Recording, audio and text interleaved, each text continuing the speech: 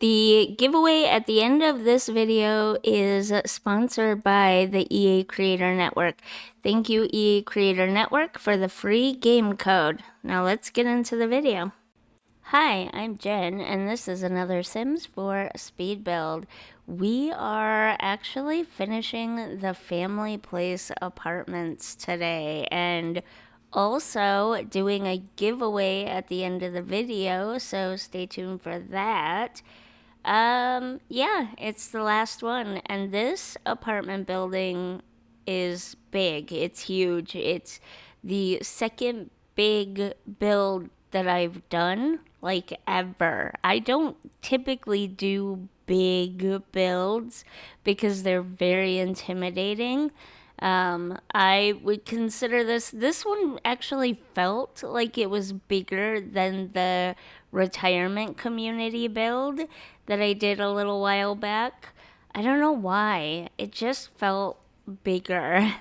But now that I've done these two big builds, I feel like I could take on, a big Sims house. I feel like I could get out of the era of little tiny starter homes. Not that I'll ever stop doing those because I love little houses. But I feel like I could maybe tackle a mansion or two possibly after all of this. I feel like I have the skills now to do something like that. So maybe that will be my next speed build, possibly. But we'll have to wait and see. I want to get this stuff out of the way. And while we're talking about for rent, there is a massive bug and it has struck this lot. So you will not find this lot on the gallery immediately after this video goes up. It might take a couple of days. I need to move the lot to a different save file, and then I need to replace a bunch of stuff because every time I go into the lot and add new things and then save and leave and come back again, because I do that when I'm doing each of these speed builds. It's usually done over a couple of days, like an hour here, an hour there type of thing. So I leave the game and come back. Well, the very first apartment number 1 in this building, every time I do that, it loses another object. So I have to go back and watch the video to remember what the missing pieces were and what colors they were and re-put them back in, because the amount of times I've saved and exited this build now, there's a lot of pieces missing. But it's only from apartment number 1. All of the other apartments are keeping their furniture intact. It is so weird. Because of this bug, people are being advised to never go directly into build mode from the world map screen. Why can't I remember what these things are called? But anyways, you're supposed to get a family and load a family onto every lot that you create. Otherwise, you get struck by that bug where your furniture pieces get deleted. So hopefully I can get those back in place, save it one last time, and upload it to the gallery with everything in place. I cannot guarantee that everything will be in place when you download it, especially if you download it into a save that has been hit by this bug. But I guess some people are saying just don't play with for rent at all right now. I think that's a little bit excessive. I've been playing with for rent and it's fine for the most part. It's not hitting every save file, it's not hitting every rental lot. It's just hitting some of them so far. But I don't know. I guess that's kind of up to each individual person. My suggestion would be go ahead and keep playing, but definitely make a backup of your save folder by copying and pasting it to somewhere else, like your documents or your desktop or something, if you can. If you're on console, obviously that's not an option. I don't know much about consoles, so I don't know how that works. But yeah, I'd be a little more leery on console than on PC because you can back up stuff on PC a lot easier. I've been continuing to play, and like I said, so far this is the only lot in my entire game that's been affected by it. So it really is hit and miss, and it kind of is up to you whether you continue to play. But the one thing that people are saying that helps prevent it is to always load a family onto the lot and never go directly into build mode from the world screen. So at least that's something. Okay, so now that we've got that out of the way, let's talk about this build a little bit. Another fun, bright, cheerful, colorful family apartment. This time, it's centered around having infants and toddlers, at least one of each, although you could move things around a little bit to have more. What would be hard to get in here is a newborn because I didn't really leave a space for a newborn bassinet anywhere. But you could always delete the crib or the toddler bed, put the newborn bassinet there instead, and then re-add that furniture back later as your Sims children grow. That sounded weird for some reason in my head. Anyways, bright, colorful, cheery, very pink apartment. I have been following this home decorating blog probably for over 10 years, but honestly, I don't really remember exactly how long it's been. And it's called Young House Love, and I love their style. I love it. I try to emulate it every now and then in my Sims build because it's just such a peaceful, calm, yet colorful and fun style that they have. And yeah, this apartment is kind of based on theirs. In fact, there's a few spots where I take a few things directly from their current home and kind of try to match that same setup, which you should, like, if you follow them, you should be able to see it here and there a little bit. Mainly in one of the bedrooms that's coming up here in a minute.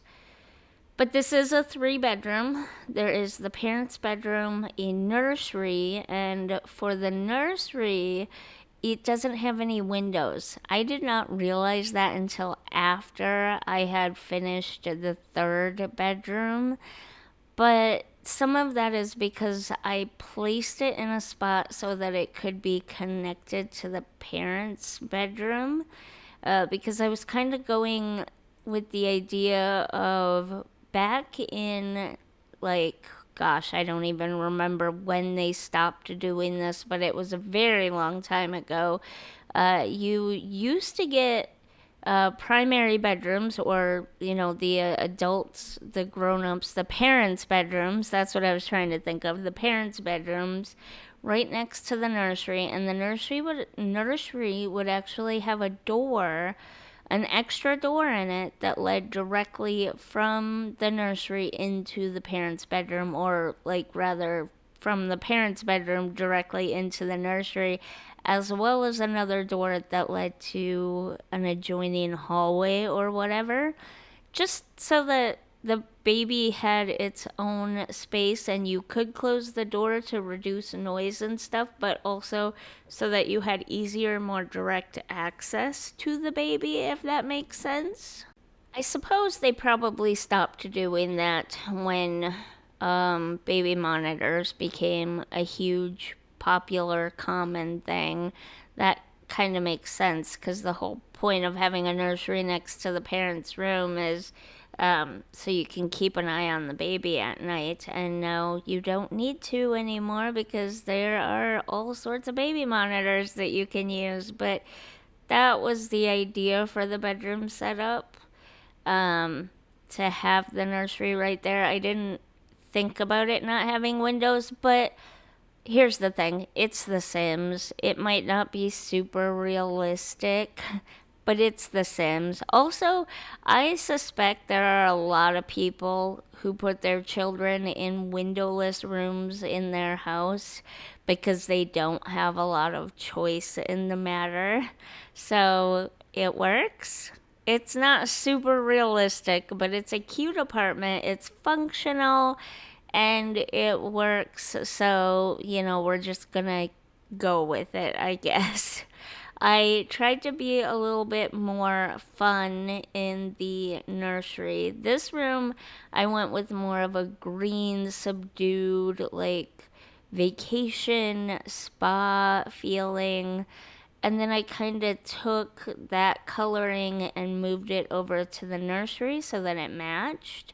But I tried to be more fun in the nursery, not necessarily subdued and quiet, brighter, funner, more kid oriented, but in the same like green tones, if that makes sense.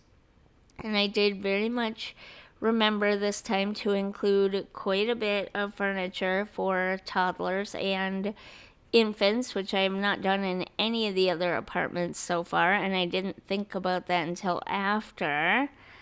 I'm sure that some of your families are going to have infants, toddlers, or newborns. It's not just going to be families of children here. So I figured at least one apartment needed a nursery in it. Why not be this one? And then this room is kind of neutral. Like, there are a few things that might lean a little bit more feminine, but most of the things are very neutral, and you could easily use this for a male sim or a female sim, a child or a teenager. Kind of really doesn't matter. I tried to keep with the same like fun pastel light happy coloring, but make it a little more adaptable to just about any sim you would put in here, except maybe a goth sim. Yeah, I'm pretty sure your goth sims would not want to live in this bedroom. It's very fluffy and cute and pastel. So that's the only limitation this room might have. Otherwise, I kept it very neutral, and I think it turned out really nice, even being fairly neutral like it is. I did go back. It's taking me way too long to decorate these rooms. It kind of felt that way in real time as I was doing it too. Oh, okay, this is what I wanted to mention.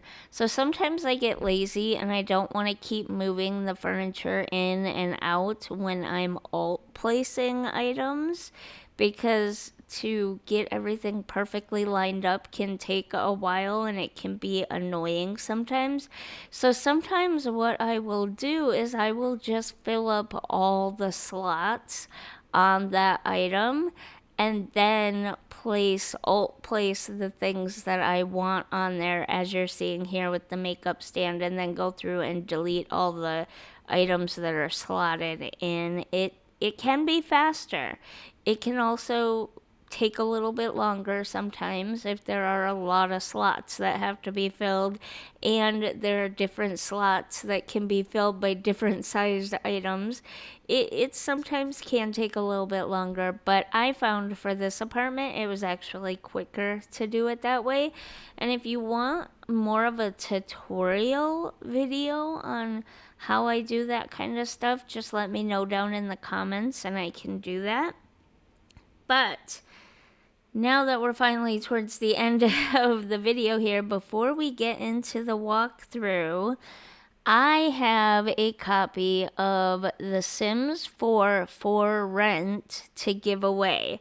This might be my last apartment speed build that I do, at least for a little while. I'd like to mix it up, and like I said, I want to try a mansion or two. I think I can do it now. I think I have the necessary skills potentially now.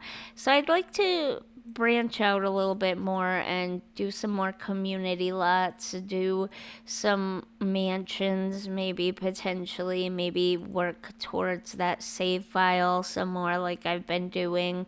I'm still trying to work out how to do Glimmerbrook. I haven't decided how I'm gonna fit apartment buildings in there so there can be more Sims there and still have it look right being in the middle of the forest like that. So that little series might have to wait for a while yet. I've been testing out different ways of doing it. But anyways, I might focus a little bit more for a short time on maybe doing a couple of mansions. I really do believe I'm ready for it now. But back to For Rent. I have a free game code thanks to the EA Creator Network for The Sims 4 For Rent. I believe it's for PC. So if you leave a comment on this video, one random commenter will be chosen in 1 week to win that code. Again, all you have to do is leave a comment. Obviously, scammers and spammers will be deleted, but now that we've taken care of all that, let's get into the walkthrough, shall we? Okay, entering into the front door here, and we are in the very tiny little entryway, but do you really need anything that much bigger? I don't feel like you do. Anyways, moving on to the living room. It's very cozy. It's very soft and warm and inviting. I don't know the right words for it, but it's definitely a cozy living room. I think I love this room the most. It's big enough that once you don't have toddlers or infants anymore, you could put a game table over here. That would be fun, especially the kids one. I think that'd be cute. But it's a nice, cozy little living room, family room space. Let's go into the parents' bedroom. Nope, this is the bathroom. Apparently, I don't know my own layout. Basic bathroom, nothing fancy. This is the parents' bedroom. Very green, very soothing, very tranquil and spa-like, I guess, is kind of what I was going for. And then you have the brighter, funner, more childlike green nursery, which I thought was absolutely adorably cute. Then you have the office slash dining room. I chose not to put walls here. I kind of wanted it to be one big open space. Not everybody is gonna love that all of this office stuff is like right out in the open in the dining room, but I kind of like it.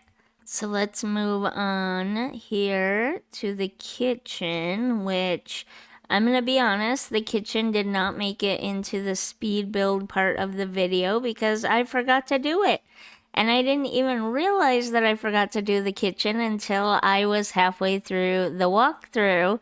And I came in here to show it off, and I'm like, wait, there's no kitchen. So I had to do the kitchen really quick and then come back and restart the walkthrough.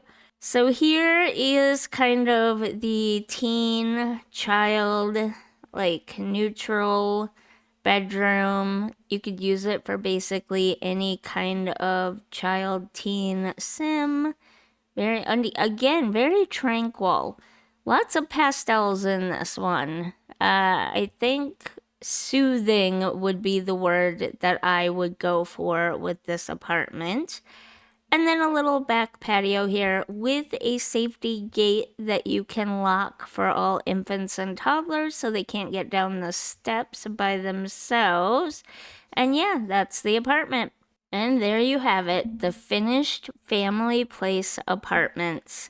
Don't forget to leave a comment on this video if you want a chance to win a Sims 4 For Rent expansion pack code courtesy of the EA Creator Network. If you enjoyed this video, don't forget to like and subscribe, and I'll see you in the next one. Bye!